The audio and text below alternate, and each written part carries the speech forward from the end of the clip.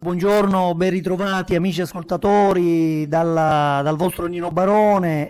Quest'oggi affronteremo il problema, che se si può chiamare così, del dittongo metafonetico, che è un argomento un po' ostico che ha impegnato i più illustri studiosi dell'isola.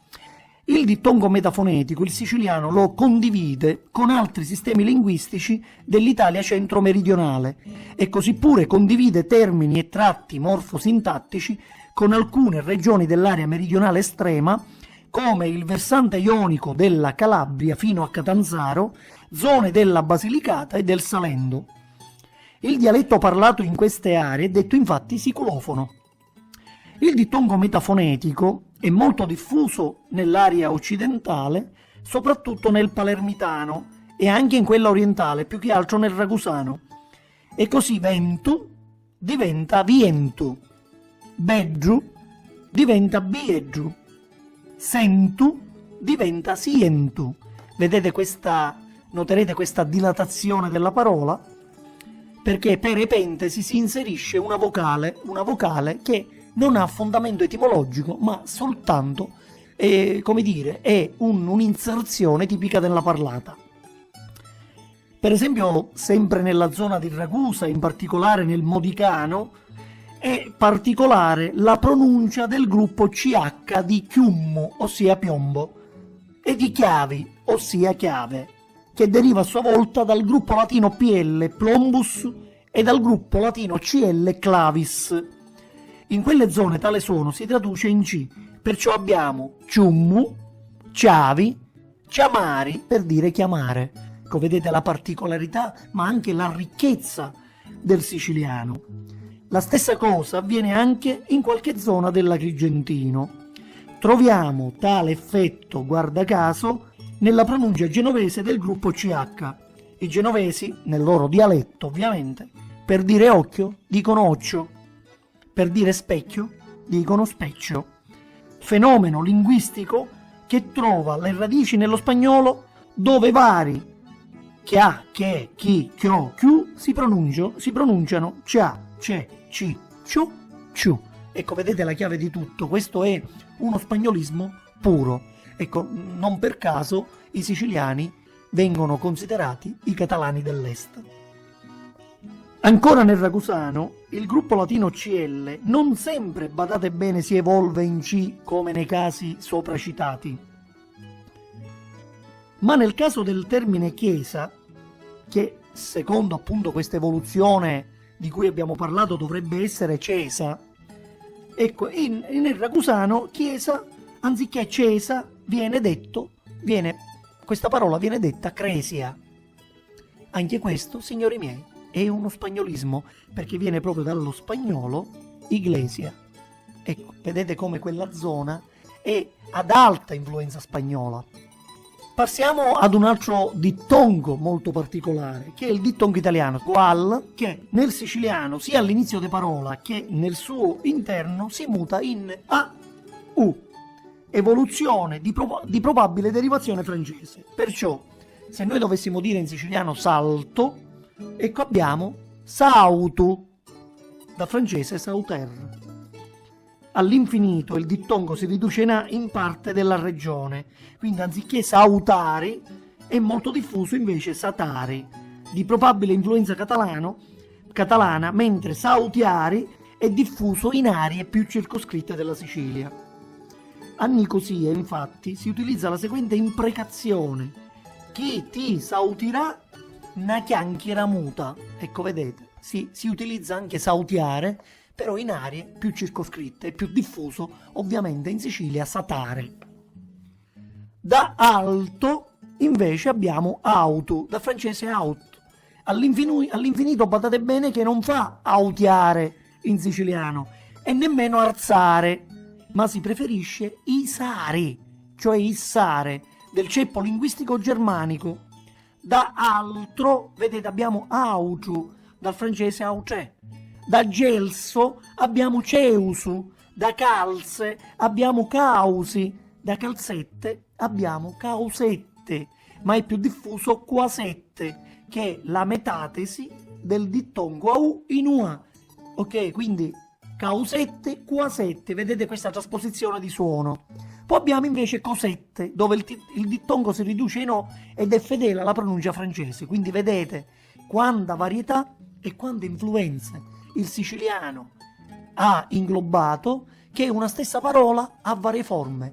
Badate che per dire albicocca in siciliano possono essere svariati i termini da utilizzare. Per esempio si utilizza molto varcoco, che viene dall'arabo, si utilizza molto pircoco, che viene dal latino, ma badate bene che nel ragusano si utilizza anche il termine chiricuopo.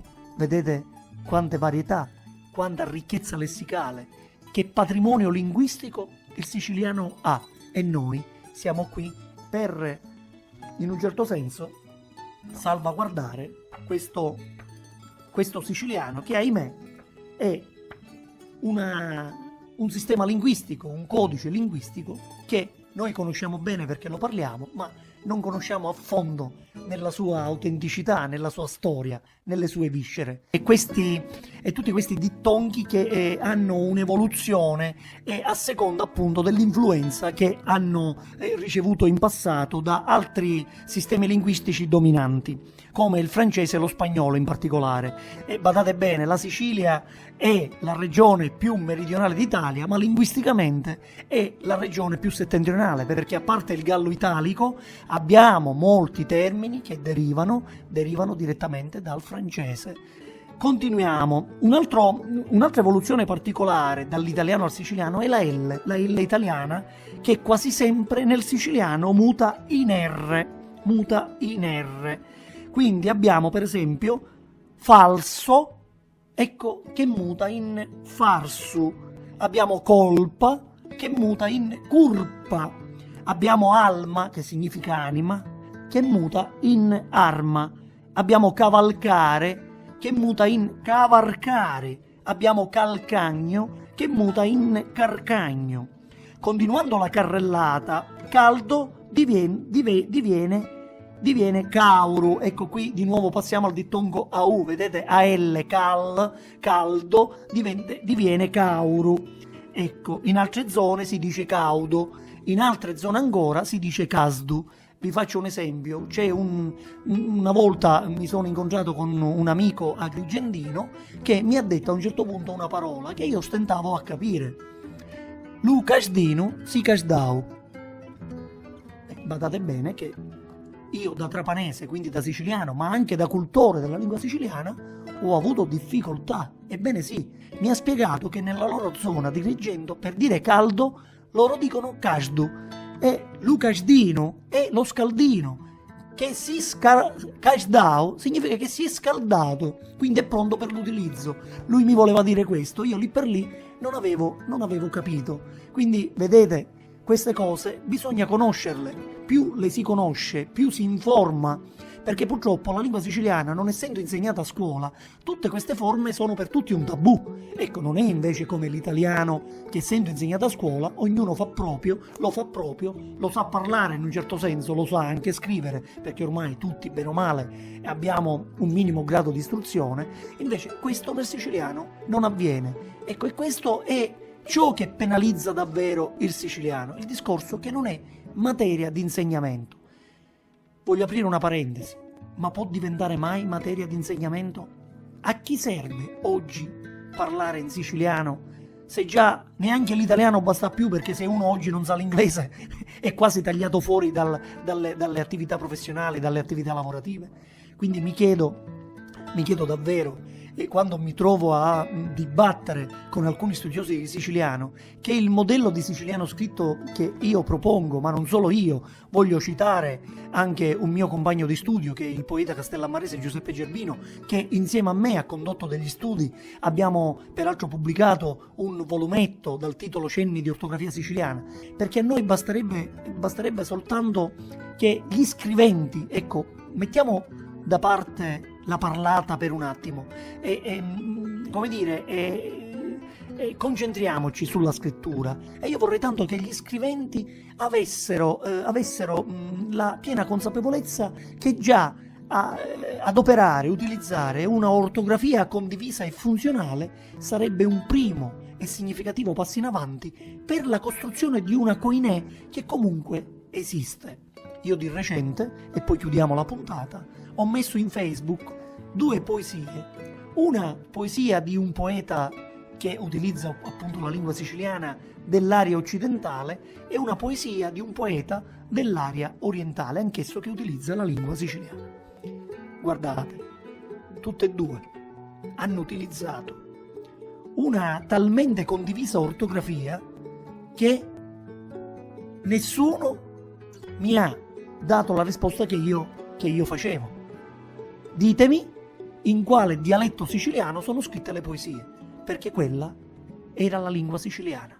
Ecco, quella era il modello di lingua siciliana che comunque si intravede, esiste. Ecco, manca la volontà politica, manca ovviamente il riconoscimento che probabilmente non avverrà mai. Attenzione, noi di questo ne siamo consapevoli, ma questo non ci impedisce di continuare a credere in un sogno, nel sogno chiamato lingua siciliana. Grazie a voi per l'attenzione. A risentirci.